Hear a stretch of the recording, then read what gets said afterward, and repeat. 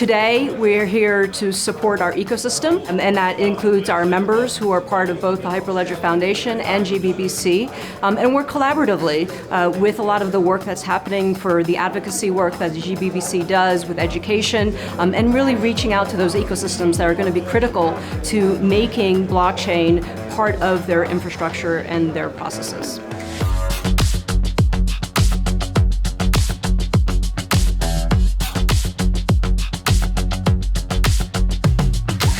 The level of excitement and enthusiasm around where this is all going and hearing some, really, really bright minds. I'm always impressed by what GBBC puts together. Davos is a great global conference which brings a lot of international leaders in one condensed week to talk about exciting things that are happening in the world, to talk about where are the challenges that we face both as a technology company but us as a society, and think about how we can work together.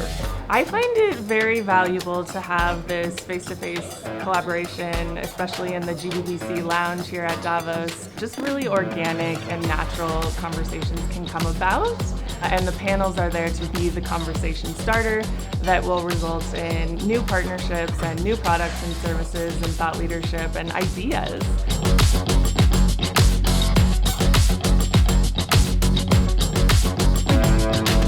Well, the vibe and the energy is absolutely stunning here in Davos. I mean, we all love this event. It is so inspiring for me to meet other people who are so passionate about sustainability, making change, making true change in the world. So we find solutions for the big problems of today. I think that GBBC plays a very important role in creating the opportunity for such a networking. There is people from traditional enterprise, from startups, from infrastructure providers, and GBBC plays a role trying to find the common language, the shared language between these different experiences.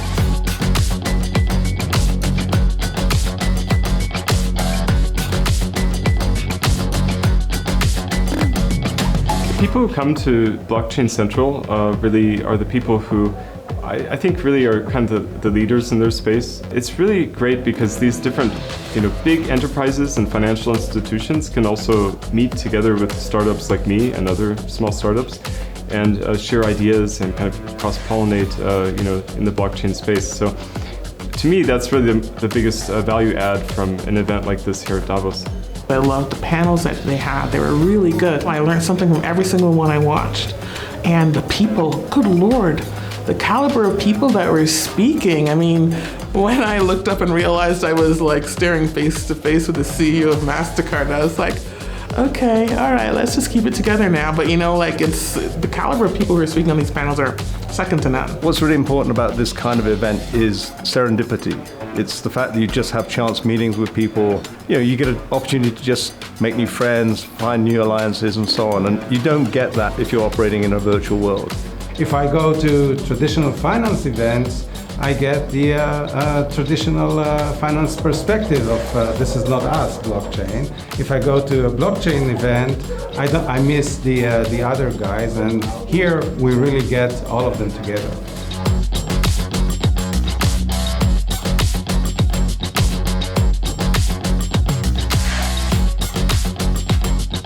GBBC has been great in helping us get the community together and also enabling us to be a voice at the table when it comes to talking about crypto for impact or how to use blockchain for social impact. When you talk about the adults in the room and you want to have a real conversation of what the art of the possible is today and what's going to happen, that's where you come to GBBC. So there's a lot of excitement, not just from the people who are building, but a lot of people who are consuming, like myself, representing the big banks, the investors, the policymakers, and to have all of them having one joint conversation in one room, which is super exciting. One of the key things that we feel our role is in the ecosystem is promoting policy and good policy, not just for the Stellar ecosystem, but for the broader crypto and blockchain community. This is not like the usual conference where you have maybe an app where you can link with different people and then just look for a date. It's more like either you plan ahead with 6 months or you go to the place where you know that the right people is going to be.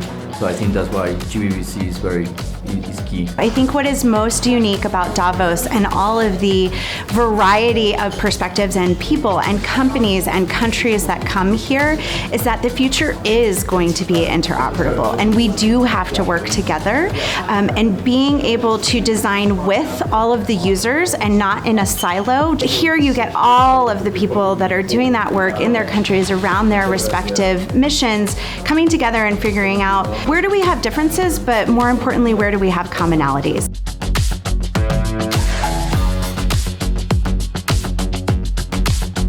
GBBC recognized before all of these other players came here that this was a tool, this was an opportunity. Blockchain is an instrument by which you can affect all kinds of economic change. And so they were one of the pioneers in saying, let's take that message to world leaders. Let's be in their face and talk to them about this where they can't avoid it. They have to pay attention, they have to listen, and not only, help them recognize the relevance of blockchain, but help educate them on the things that they can do with it. I've been working with GBBC several years now. I think it's very important to have such a meeting during a discussion of the financial and economic future of not just Europe, but also beyond. The conversations are full of people, I think, who are trying to actually build things and do things. It's a gathering of people of incredible minds.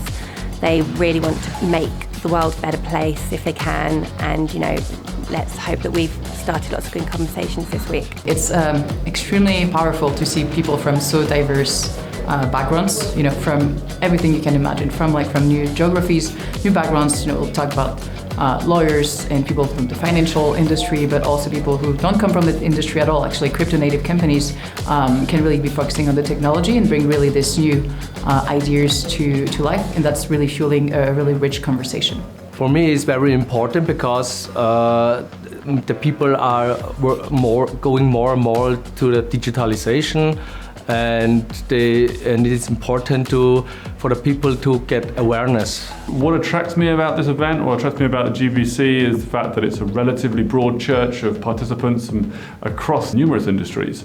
Very typically, we as SDX are focusing on digital assets and crypto in the institutional space, but it's also really interesting to hear the opinions and perspectives from participants from completely different parts of other industries and other parts of the blockchain world. So this is my first time at Davos. It's been a fantastic experience. I am very thankful it's a little bit warmer than it normally is, with it being in May this year.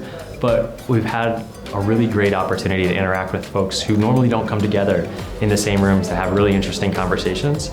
And those conversations are leading to potential partnerships that otherwise wouldn't be possible. And so the fact that the GBBC is hosting these events is a really great opportunity for us to engage. We had a very exciting announcement tonight. We announced we had a transformational merger with the GBBC and the Global Digital Finance Group based in London. Combined, we are 500 institutions, 178 ambassadors across 95 jurisdictions and disciplines. It makes us the single largest blockchain and digital assets group of its kind in the world. The merger of the GBBC and the GDF is a very big deal personally for me, because I think what it means is the horizontal work we have done, the infrastructure, the plumbing, we can now instantiate into a vertical domain at scale across the globe. And this is how we basically get the last mile to come to life. And so I couldn't be more excited about what's happening today and this week. We will set the tone for how we collaborate, how we communicate with not only the crypto and blockchain community, but also how we translate that across to world leaders, to executives, to industry, to academia. And it's very important that we continue to build the bridges. We've spent the last 5 years looking at a very long-term view about building relationships, and that's not going to change.